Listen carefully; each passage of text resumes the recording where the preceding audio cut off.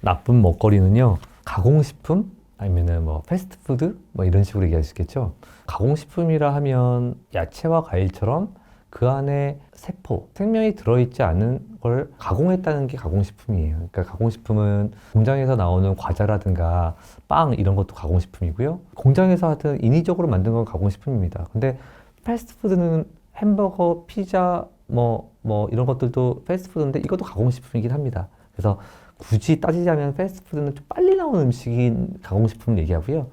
그냥 가공식품이라고 하면 설탕이 설탕은 꼭 많이 안 들어도 기본적으로는 식품 첨가물은 많이 들어 있습니다.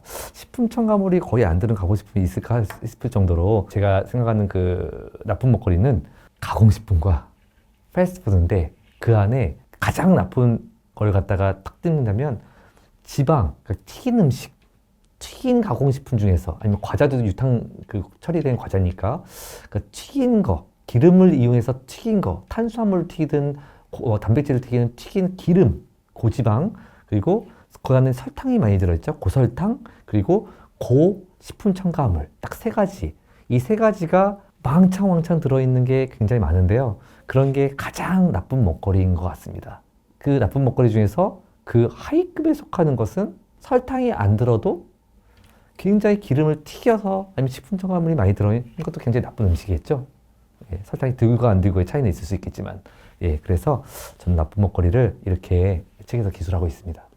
다른 사람이 식품 첨가물이 라면에는 40몇 가지가 들어있고 WHO에서는 햄 소시지를 1급 발암물질로 하고 있고 그럼 저도 궁금했어요. 저는 이제 선수들이라든가 일반 사람들에서 이제 영양을 가르치는 사람인데 이제 스포츠 영양학자인데 그래서 이 책을 쓰면서 제가 결심한 것은 문헌을 확인하자. 가장 공신력이 있는 논문, 수준 높은 논문에서 과연 어느 정도 얘기하고 있고 어느 정도 먹어야지 피해가 되는지를 한번 확인해 보자라는 것도 저도 이 책을 쓰면서 계속 이제 확인을 해 봤는데요. 일단 기본적으로 식품 첨가물이 다양한 식품 첨가물이 있어요. 암을 유발하고 질환을 유발하고 호흡기 질환을 유발하고 하는 거 있는데 예를 들어서 우리가 아이스크림을 먹으면 아이스크림 되게 부드럽잖아요. 근데 물과 기름이 잘 섞으려면 유화제라는 걸 씁니다. 유화제라는 것은 몸에서 나오는 원래 소화시킬 때도 자연 유화제가 있는데 자, 이 아이스크림을 유화제를 많이 넣지 않으면 그게 얼려버리면 서걱서걱거려요. 얼음이 그냥 사베트처럼 얼어버리기 때문에. 그래서 필수 조건은 물과 기름은 원래 안 섞이는 그 성질이 있는데 유화제를 듬뿍 넣어서 섞어야 돼요. 그래야지 아이스크림이 부드러운 정말 콘 아이스크림 되는 거고요. 빵도 마찬가지입니다. 빵도 그 조직이 부드러우면서 거기에 있는 수분과 거기에 있는 지방과 설탕이 있어야지 맛있거든요. 사람이 먹는 그 정도 양을 쥐 연구를 해서 2017년인가 네이처 가장 공신력 있는 연구에 나왔는데 그래서 그걸 갖다가 유화제만 많은 식품 첨가물이 있는데 일단 유화제의 피해만 봤습니다. 유화제를 갖다가 먹인 쥐들은 이 키우는 기간이 이 쥐는 한 2, 3년 사는데 그 정도 키운 것도 아니라 쥐가 키우는 기간을 예를 들어서 3개월이라든가 그런 기간이 있을 거잖아요. 장에 염증이 생기고요. 장점막 세포가 망가지면서 아까 말씀드린 장내 환경이 안 좋아지니까 노폐물이 막 배출되는 그런 장내 환경이 되겠죠. 한 가지의 식품 첨가물이. 근데 아질산나트륨이라는 또 우리가 발색제 같은 거 있죠. 소시지를 빨갛게 하고 단무지를 노랗게 하고 그런 것들은 그리고 다양한 식품 첨가물, 다양한 젤리, 색깔을 내는 다 첨가물이고요. 그런 것들도요. 암을 유발하는 물질입니다. 그걸 갖다가 일회성으로 먹어도 세포는 피해가 간다. 그러면은 먹었는데 왜 피해가 없지?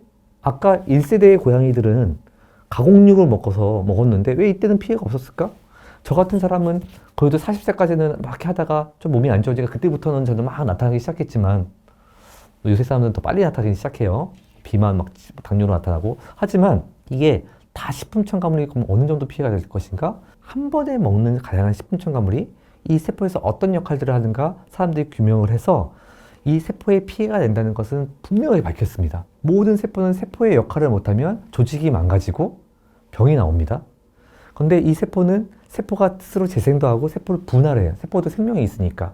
그런데 이 분할을 못하게 하고 하는 방해하는 식품 첨가물들이 있는데 이럴 때 미분화되면 암세포가 됩니다. 자, 이 식품 첨가물은 아까 장을 안쪽해서 염증 물질을 막 한다고 했죠. 이 염증 물질이 창고라면 이게 암세포 분할하는데 암세포가 잘 처리를 못하게 됩니다. 그렇다면 또 돌고 돌아서 얼만큼 먹어야 피해가 생길까? 우리 인간의 몸은 세포가 몸 안에 있죠.